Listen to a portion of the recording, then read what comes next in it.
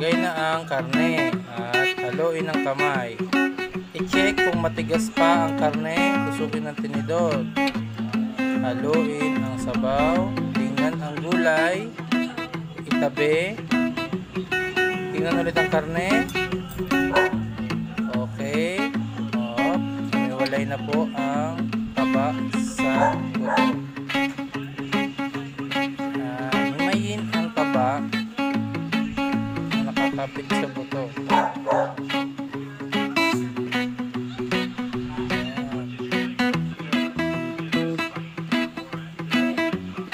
Halo ang sabaw, balik ang sahog.